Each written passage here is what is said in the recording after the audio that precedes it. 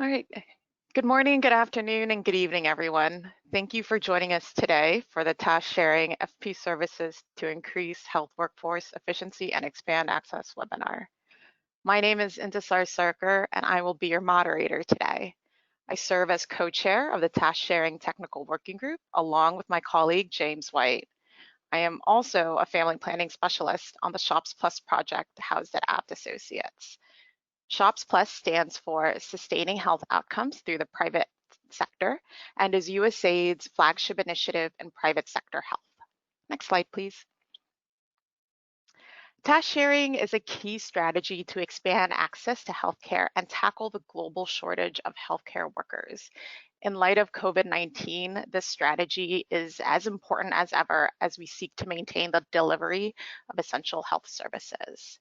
The Task Sharing Technical Working Group was established in 2014 and links research, policy, and service delivery organizations to promote evidence-based approaches to task sharing. The group supports dissemination of the WHO's task sharing guidelines for family planning. We identify research and implementation gaps as well as emerging areas and promote collaboration among stakeholders. The Task Sharing Technical Working Group also provided inputs that resulted in the development of the strategic planning guide that we will discuss today. Next slide, please. Today's webinar will provide an overview of family planning task sharing by James White, followed by an introduction to the HIP Strategic Planning Guide on Task Sharing by Lee Nguyen, and share two country examples of task sharing implementation by Aaron Dumas and Tembi Magore. We will then conclude with a question and answer session and close with remarks from James. Before we begin, a few housekeeping notes. This webinar is being recorded, so please do share with your colleagues.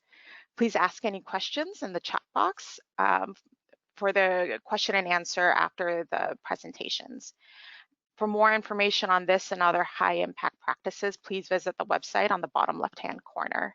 We also have handouts with further information on task sharing.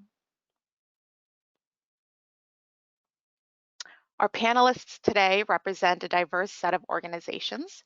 James White from Apt Associates, Lee Nguyen from FHI 360, Aaron Dumas from PSI, and Tembi Magore from InterHealth.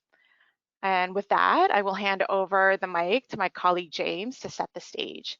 Thank you again for joining us. Good morning, colleagues.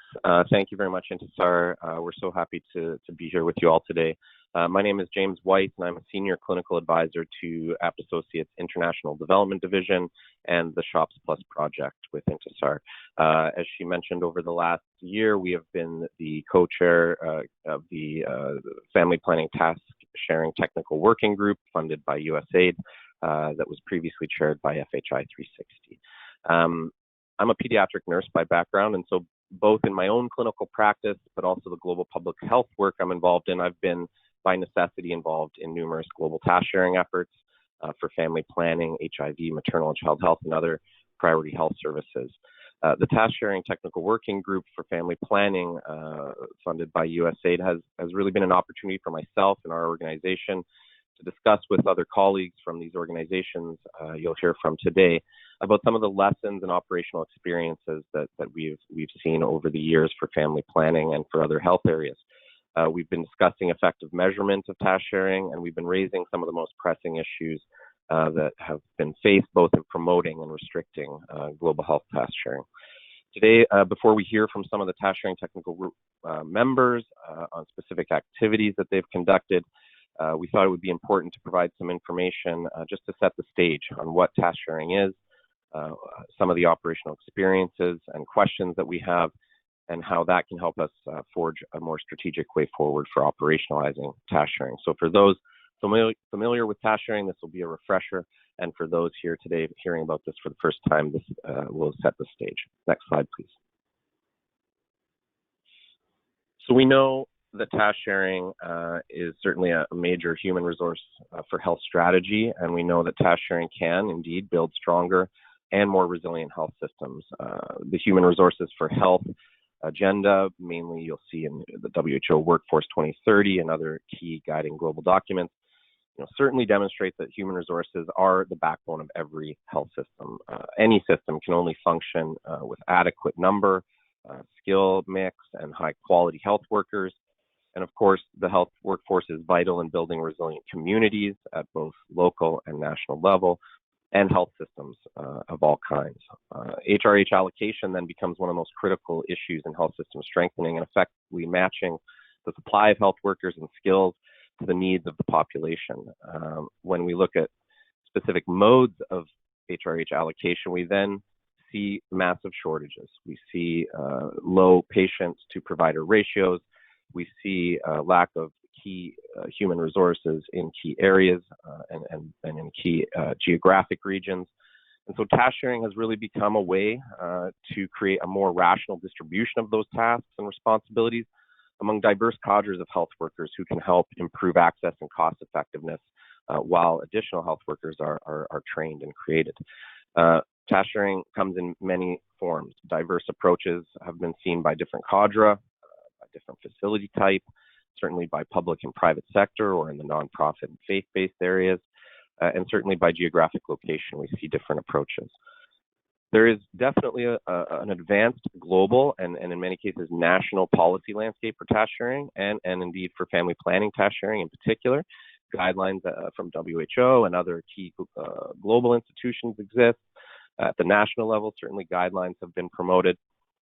But there have been, many practical lessons and experience that have not been fully shared. Many countries are still in the process of task sharing or in the early days of measuring its outcome. And so there is a need for discussions like today to help guide future operationalization. Next slide, please. So some of the global lessons that we've seen through SHOPS Plus, and certainly some of the other task sharing technical working group members have shared these lessons, is that for task sharing to be effective, for it to be successful both in terms of operationalization but also an outcome, we really need to emphasize a systematic policy to action approach. And that means focusing on the enabling environment, the appropriate skill mix, supporting providers, training them appropriately, right down to the field level implementation of that shared skill. That may involve changing scopes of practice broadly or perhaps specifically. We know there are some task sharing efforts, for instance, going on during the COVID pandemic that are more emergency in nature. Sometimes in many countries, we know that health providers of lower cadre or of non-physician cadre are the only health providers in the area and are by necessity acting outside scope or providing services that could be formally task shared to them. So those have been proven methods of rapidly advancing service expansion in a formal sense. We do know how to tailor training approaches to different cadres. So there have been many successful efforts, as you'll hear about today. But we can't forget post-training follow-up, PTFU, and continuing to support new clinicians in these newly acquired skills. And then measuring those outcomes and successes more robustly. We know that task sharing certainly can be extremely effective in expanding services, but we'd like to know more about exactly how effective it is and how cost effective it is compared to other solutions as well. Next slide. So, one more, please. It should be SHOPS Plus lessons worth sharing, please.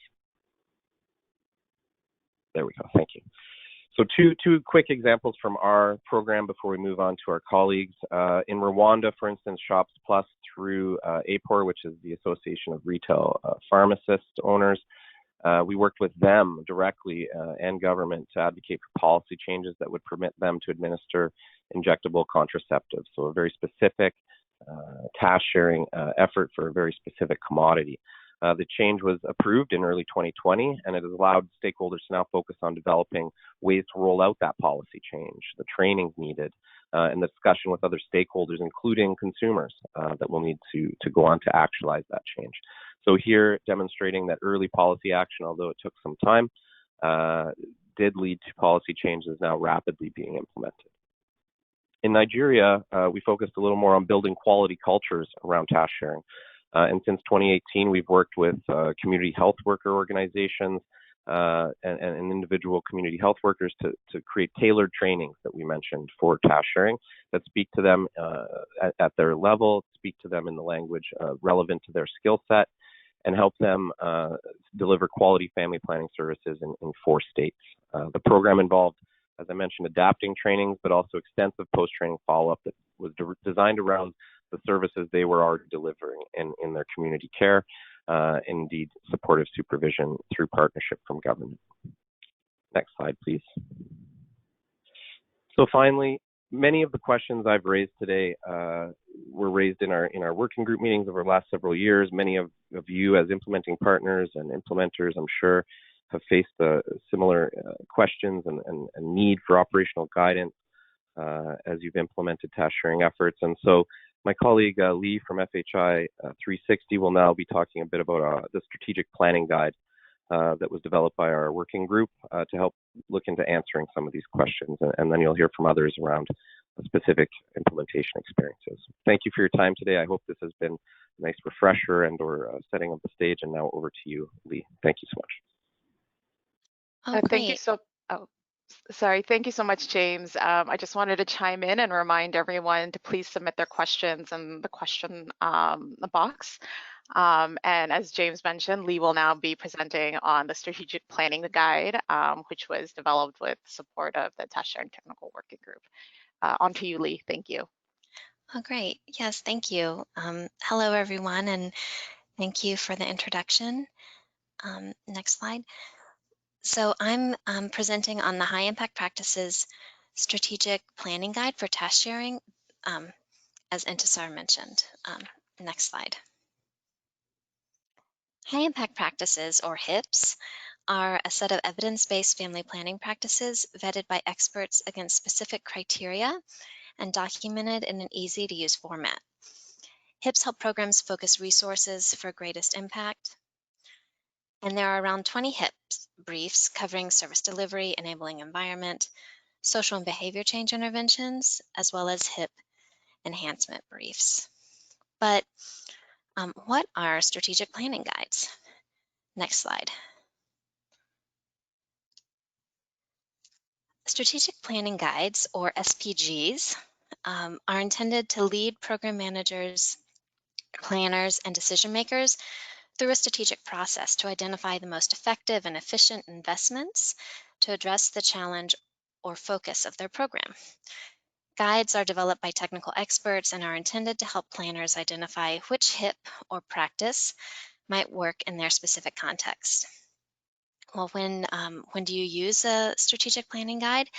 It's typically when you're working with the Ministry of Health to develop or design strategic investments and strategy development. There are 4 on the HIPS page, and they cover family planning programming for young people, engaging men and boys in family planning in humanitarian settings, and then family planning task sharing. And today we're going to talk about this last one. Next slide. Why is task sharing important? Well, task sharing can support a variety of program goals, such as improving access among underserved and remote communities. When provision of contraceptives is restricted to more specialized cadres, potential users may have to travel long distances or incur significant expense to access the service. Task sharing also expands method choice. In some communities, contraceptive use and uptake may be low, either because providers are absent or because the closest providers do not deliver clients' preferred family planning method. It also increases health system efficiencies.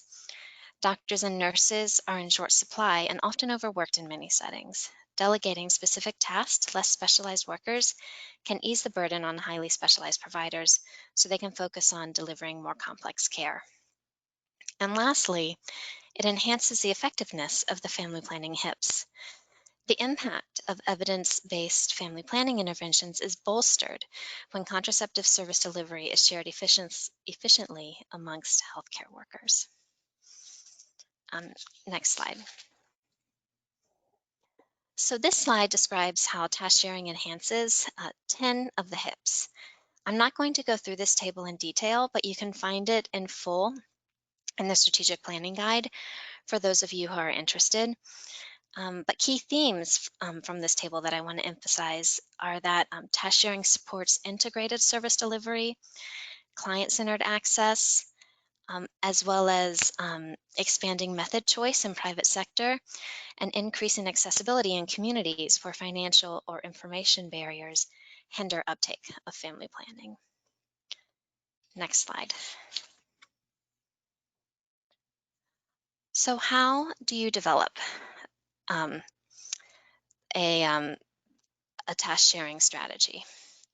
Well, this strategic planning guide walks you through 5 considerations to help you, the country level decision makers, implementers, and other development partners to identify where you should focus your task sharing strategy. The strategic planning guide asks key questions and provides some suggestions to consider within each of these components. The components are identifying how task sharing can help you achieve your goals, defining your task sharing strategy, which family planning service providers and which methods, identifying which stakeholders should be involved in developing the task sharing strategy, what are the recommended components to ensure the cadre is supported by the health system, and lastly, how will people be informed of task sharing and the benefit from this service.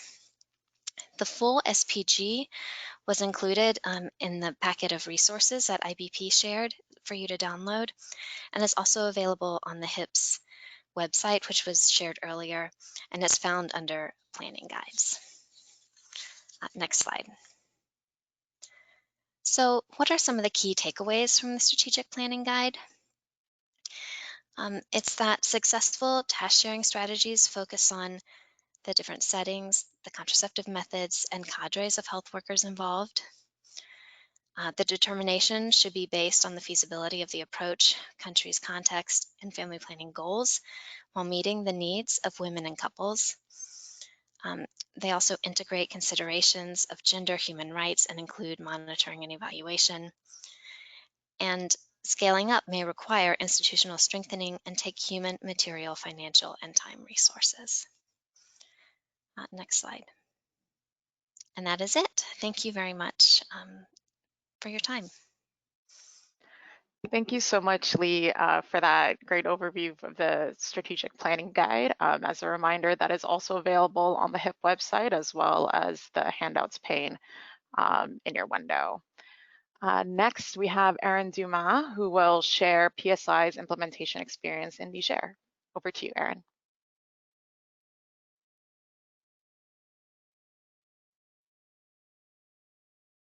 Great, thanks for the introduction. Hello, everyone. My name is Erin Dumas, and I'm a Senior Technical Advisor on the USAID-funded CIFPO2 project at Population Services International, or PSI. I have the pleasure of sharing with you today the details of one of the task sharing focused activities realized through CIFPO2 in the country of Niger. This activity, the results and the learnings that I'll share with you today are on behalf of a wider team sitting in both Washington, D.C. and Niamey. Some of you might recognize some of the slides that I'll share with you today as they were presented by my colleague, Dr. Djibo Hama, on the French language version of the IBP webinar, which was held in March of this year. Next slide, please. So the objective of this presentation is to share how CIFPO2 used the task sharing strategic planning guide that you've just learned about to inform an approach to mobile outreach in rural Niger. So as a member organization of the Task Sharing Technical Working Group, PSI was a part of the development of the guide, which started in March, April of 2019. And this was right around the time that CIFPO2 was looking at how we could build greater impact and greater potential for sustainability with our pilot mobile outreach model in Niger. Next slide. So I'll start with a little bit about the initial model that we were using for mobile outreach. And I'll note mobile outreach is likewise a high impact practice. It followed generally this approach. NGO staff, or PSI staff in this case, would travel with public sector midwives from health centers to offer voluntary family planning services at lower level rural or satellite health posts. Health posts routinely offered short-acting methods, but not LARCs, and so hence the value of the mobile outreach events taking place. During the events, community health agents staffing these health posts would support with logistics, client flow, and some integrated services during the events. But really, outreach would sometimes see very long lines, very long wait times. You can see the image here at right is an example of one of these events, though I will note that this was in a pre-COVID-19 era. And then following the mobile outreach events, clients were referred to the closest health centers to receive follow-up as needed, including LARC removals. Next slide. So as you can see through the method mix pie chart shown here, which represents the first 18 months of the activity, the method mix was fairly diverse at these events. There was particularly strong demand for contraceptive implants, shown here in blue, which were otherwise not available at these sites routinely. So naturally, these results really challenged SIFPO2 to think through how it could evolve the model to better and more consistently support clients within these remote communities, in part through supporting the health agents who were already based at those rural health facilities, or in other words, task share, the provision of particular methods of voluntary family planning to this cadre of providers. Next slide. So the strategic planning guide for task sharing really supported SIFPO2 to think through and organize this task sharing initiative. As Lee noted, the guide really poses 5 key questions. The first question is, how will task sharing help the project achieve its goals? Now, in this case, there was a fairly direct link between the services offered at the rural health posts and the types and diversity of methods available to the clients living in those areas. By expanding the method offerings, those clients would therefore have access to a wider range of methods at the health posts. Next, in terms of which providers and which methods, the initiative would really focus on expanding the method offerings, which were, as I noted, previously limited to short-acting methods, notably pills and injectables, to include longer-acting contraceptive implants. Now, the asterisk here in the chart is important because it notes that the enabling environment in the form of national guidelines for provision of implants by this cadre already existed in mid-2019. And supporting community health agents to offer contraceptive implants was not novel in Niger as a country, but it was novel in these zones where SIFPO2 was working. And importantly, the expansion of voluntary family planning provision by community health agents, those who staff the rural health posts, was an objective of Niger's 2017 renewed FP 2020 commitment. So in terms of which stakeholders were involved in the initiative, they ranged from the providers themselves, naturally, the clients and the lay community health workers, or relay, the rural health posts, the supervisors at both the health center and district levels, as well as the NGO, donor, and associated resources. Now, these stakeholders were largely the same individuals and entities that were already implicated in the mobile outreach event approach, and therefore were engaged through those pre-existing channels of the project.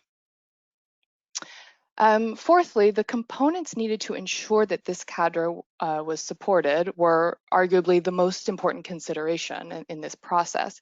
And that's in the sense of this was really the how to train, supervise, support, and ensure commodities reach these providers. And this meant some changes to various systems, not huge changes, but very deliberate ones. And so including ensuring that implants were included in the pulled commodities request forms used by the health posts, and likewise included in routine data collection and analysis.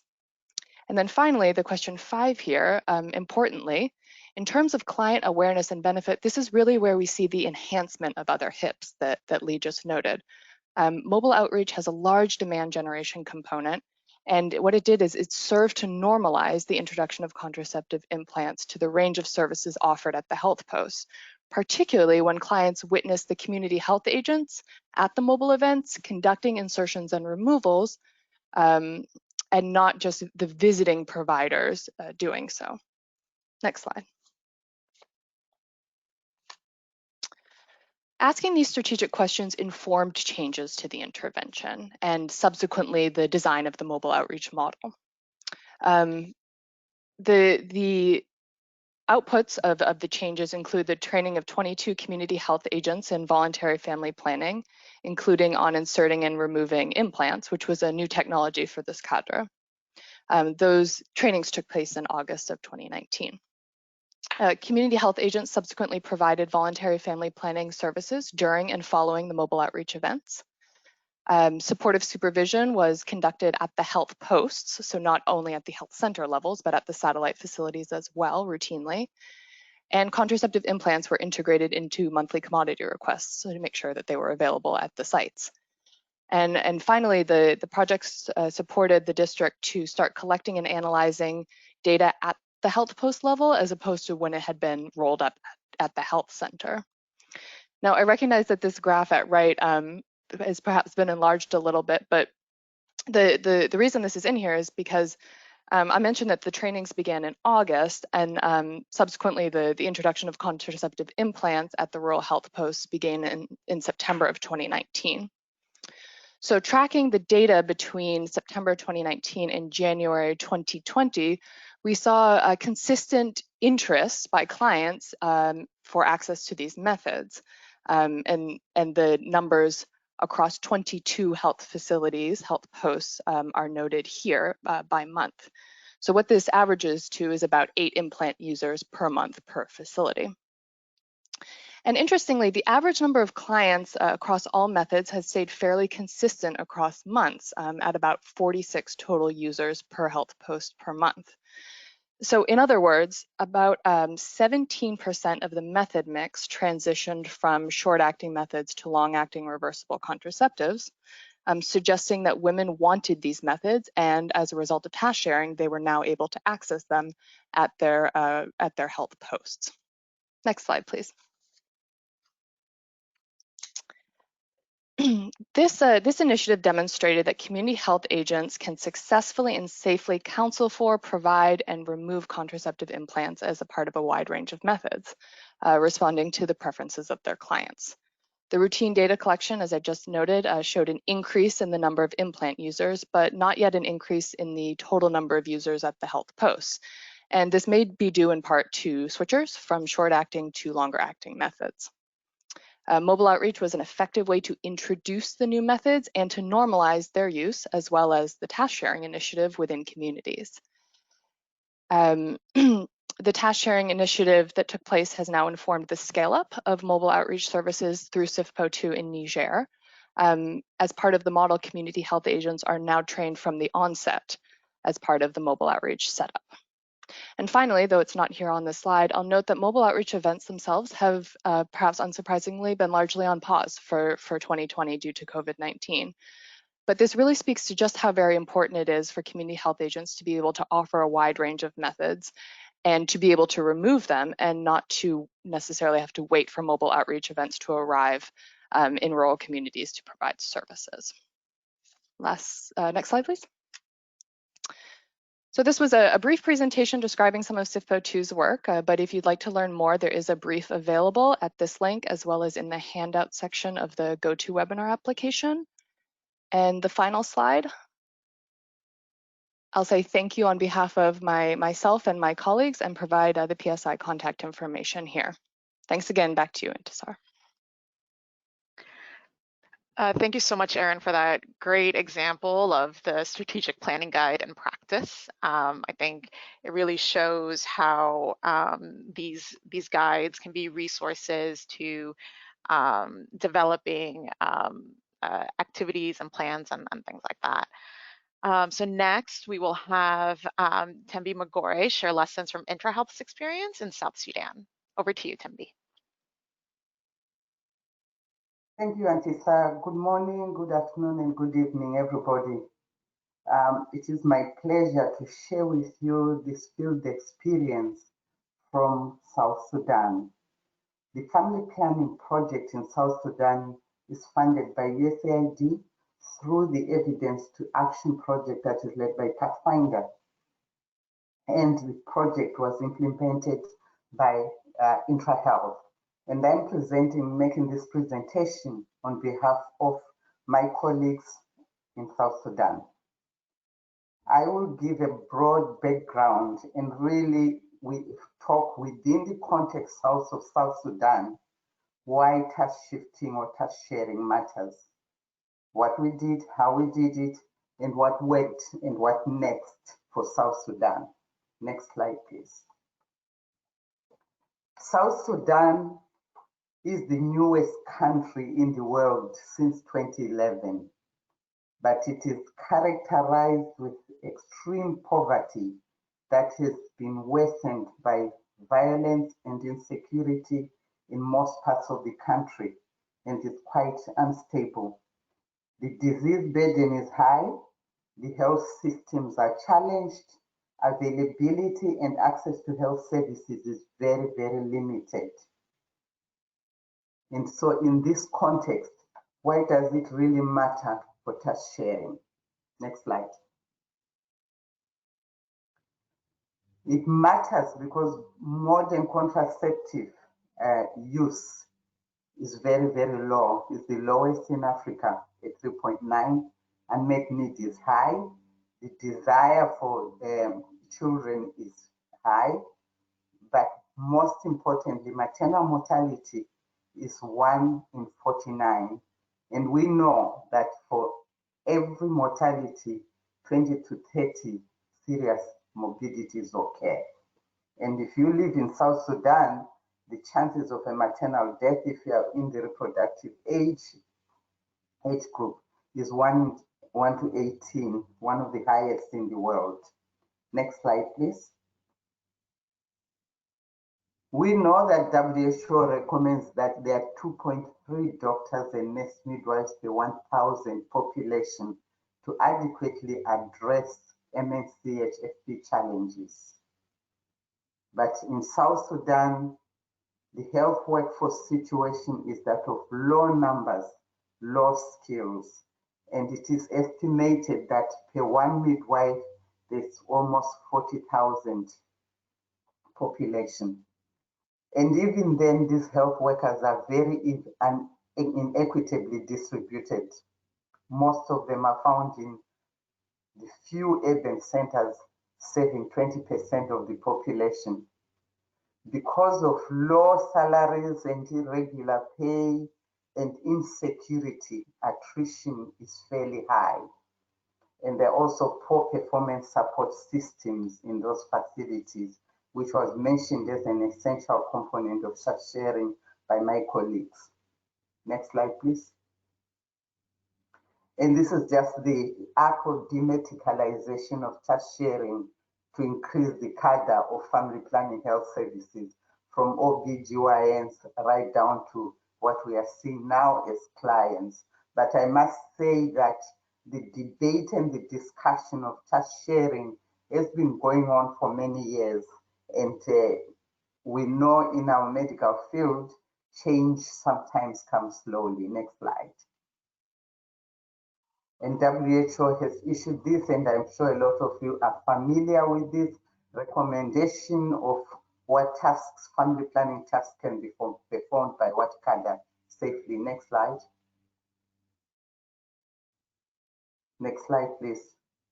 Okay, let's now look at our task sharing strategies. As I mentioned earlier, that there are quite a number of unemployed nurses and midwives due to the situation in South Sudan. One of the things we did was to hire dedicated providers, what we call dedicated providers from amongst nurses and midwives, and we trained them in contraceptive technology, plus how to mentor community health workers and place them to supplement services at 9 high volume facilities and also to provide community outreach services. The second group we engaged were community health workers. I want to say that South Sudan, because of the health workforce situation, did develop a very robust community-based health strategy that recognizes the importance of community health workers in delivering primary health care services. So we engaged 27 of them to provide oral pills and condoms, and for the first in South Sudan, re-injection of DMPA sub-Q, and to also generate demand and refer clients for long-acting methods. Then COVID came upon us very, very recently. The community health workers were stopped because of the restrictions in movement, and we had to think of plan B to continue services.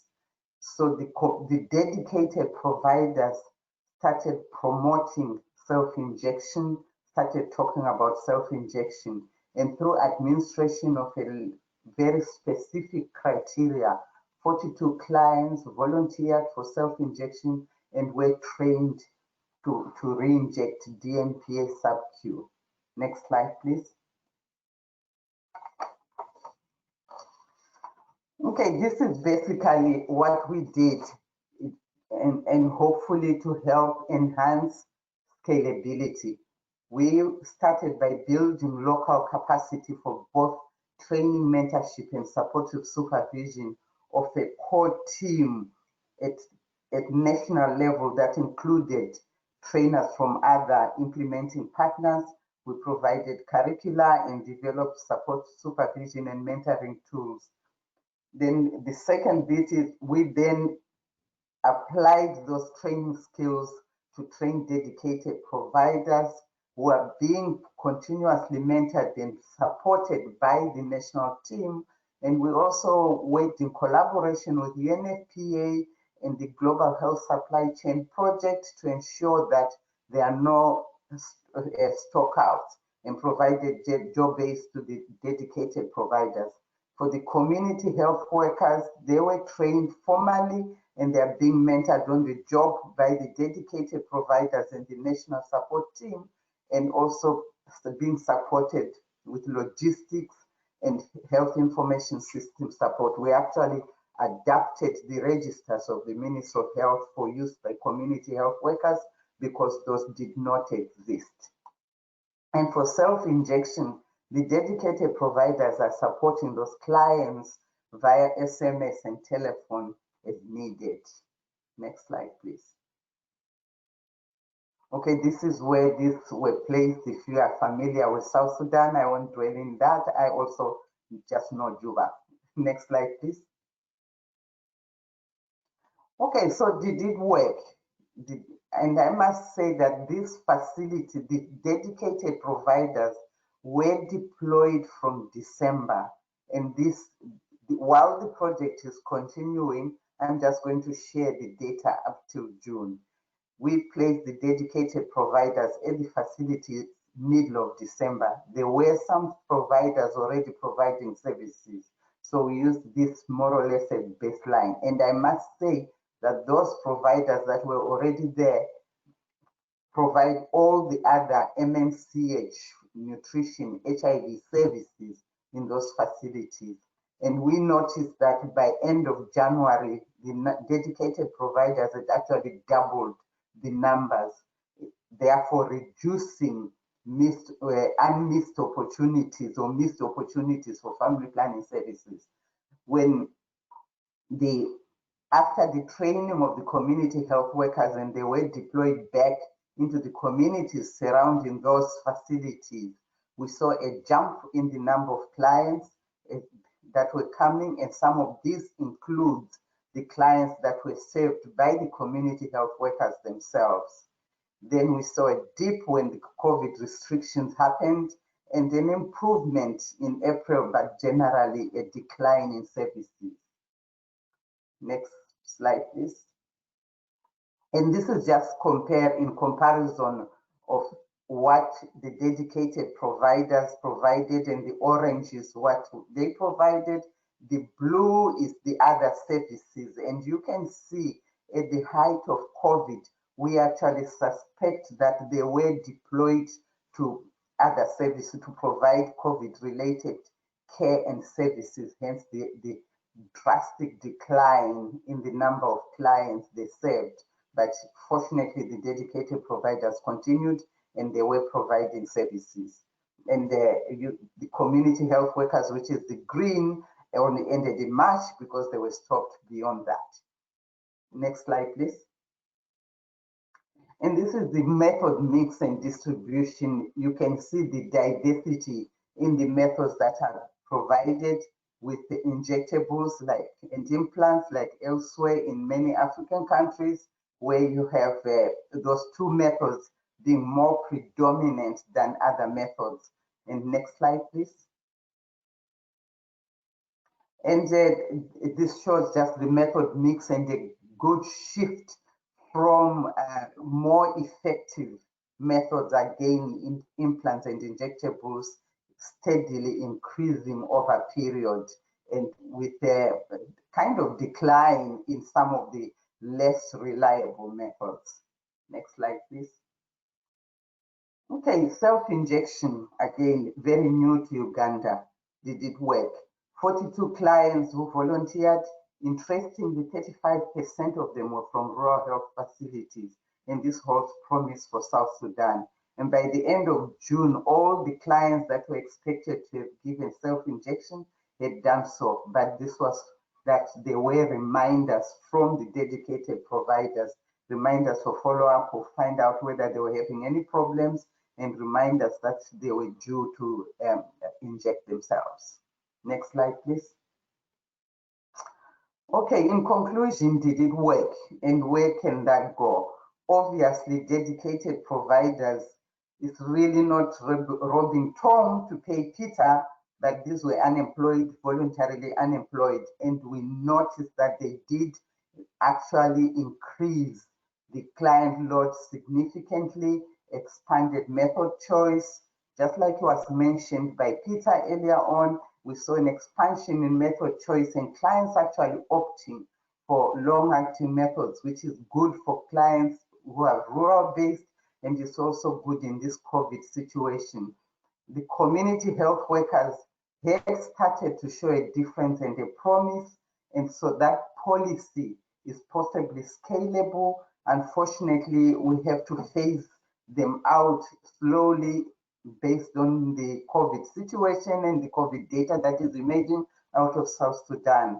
And for self-injection, whilst it's beginning to show potential for success, there is need for more information, more evidence to guide its scale up, because we really cannot tell what it would look like at scale when you go to the more rural, remote areas and provide services there. Next slide. Thank you so much. And for further questions, you can come back to me. Not that I will answer all the questions. I will also refer you to my colleagues in South Sudan. Thank you. Thank you so much, Tembi, for that really great presentation. And thank you to all the presenters for the wealth of information that you've shared with us.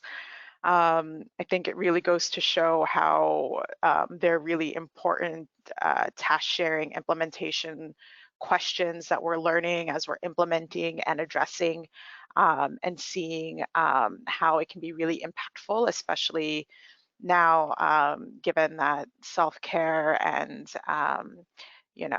other things really raise this issue to light. So we're going to go into the question and answer session. I'm going to start with some questions for Erin and Tembi to clarify in their specific contexts.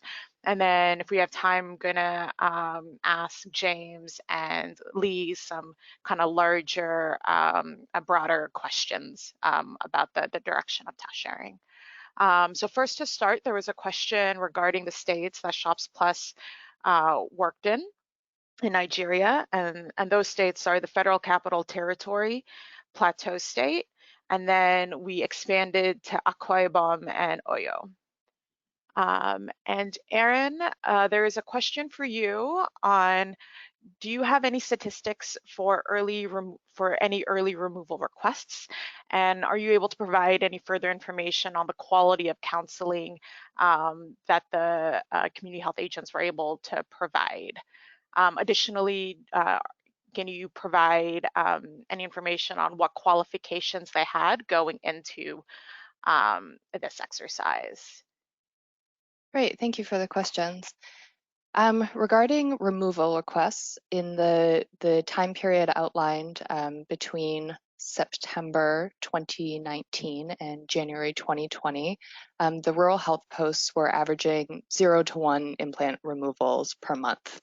Again, this is in the context of about 8 contraceptive implant insertions and 46 or so total FP service provisions per month. So in terms of who was receiving these contraceptive implant removals, these would have been both users that received their method at the rural health post, users who received the implant during a prior mobile outreach event, or users who had received their implant somewhere else, either from a different public health facility or through support from another agency or entity.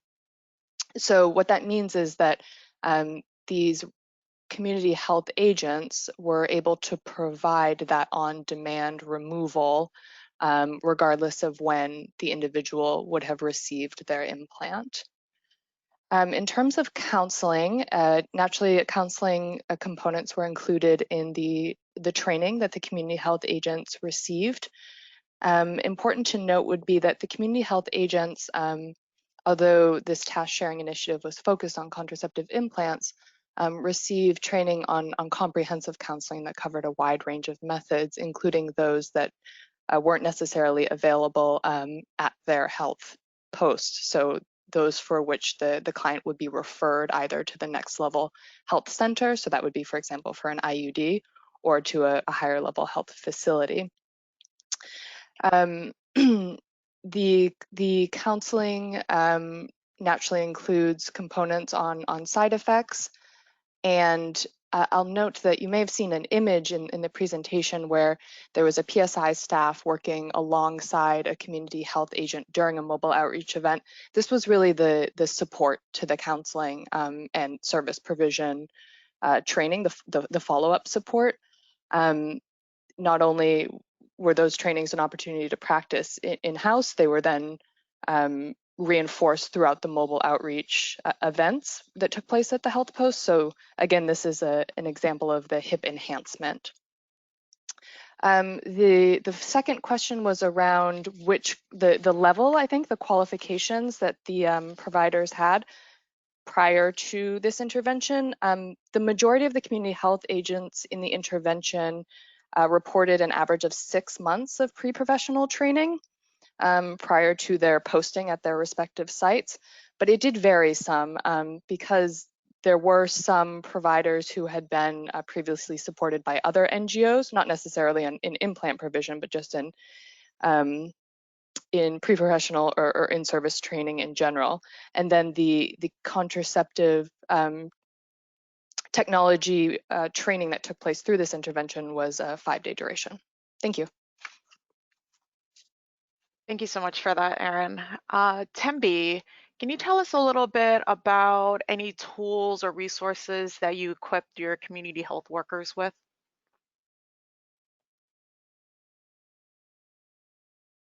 Okay, the community health workers, after they were trained, were provided with flip charts.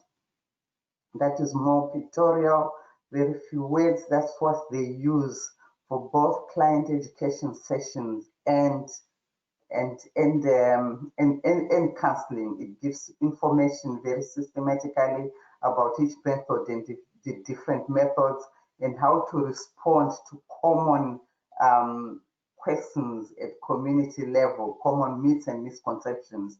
So they have that, they carry that. The other thing that the community health workers also have is almost like an adapted registry where they record their activities at community level in very, very simple, simple format.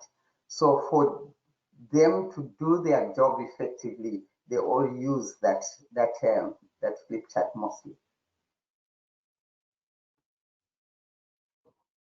Excellent. Thank you so much for that. Next question, I think, James, our presenters have shown how task sharing really doesn't exist in a silo, that there are multiple questions that need to be addressed within the health system to implement a task sharing intervention. Can you talk a little bit about the importance of looking at task sharing within the broader health system?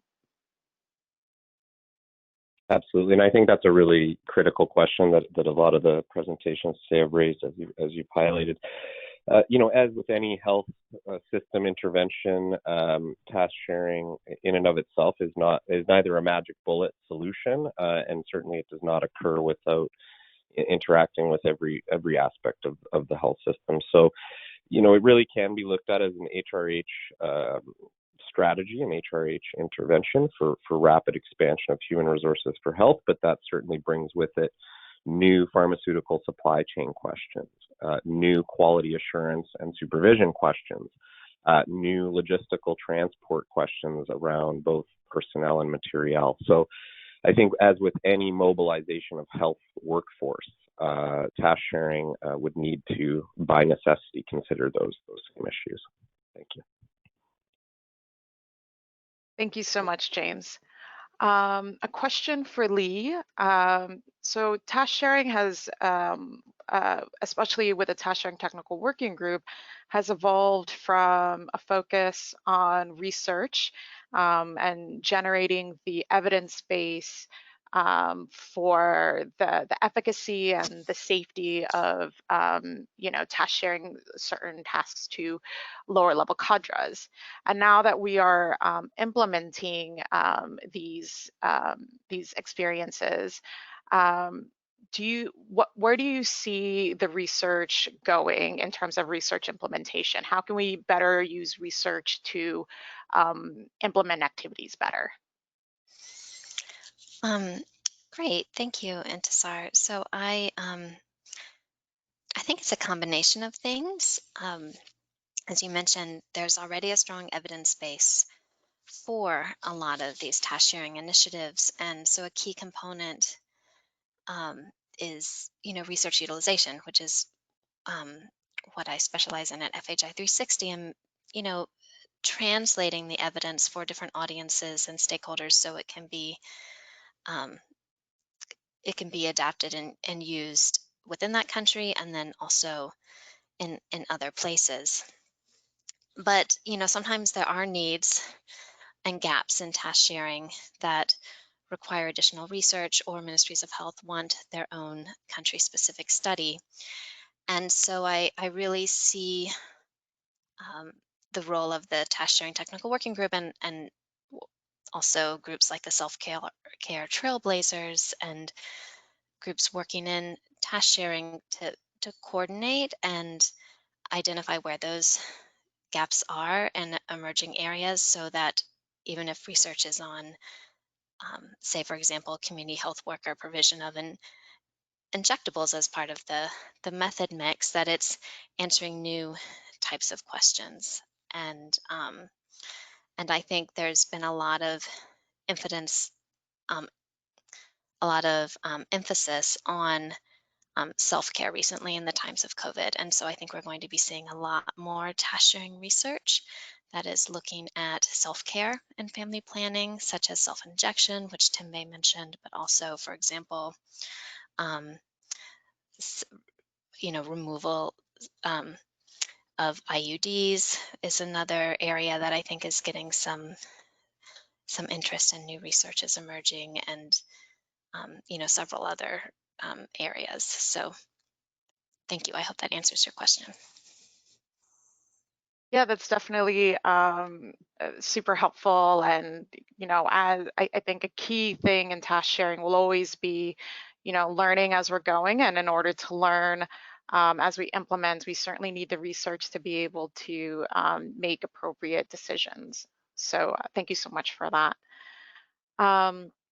We do have quite a few questions still remaining, but we're coming short on time, so I would suggest for any further questions to reach out to any of the panelists whose contact information is provided in the slides, and the recording of the webinar will be shared shortly later today. I'm gonna hand the mic off over to James for some concluding thoughts. James? Thank you, everybody. So again, on behalf of the Task Sharing Technical Working Group, we appreciate your time. We probably barely scratched the surface today on many of the operational questions and issues that are open for discussion, but the primary purpose of the webinar today was to stimulate this debate. So please do spend some time with the HIP at your convenience. Reach out to us here at the Technical Working Group or to any of the individual panelists, and we welcome interaction and ongoing discussion about operationalizing task sharing. So in your own context, please stay safe in these crazy times, and thank you again for joining us today. Appreciate it. Bye. Thank you very much, everyone.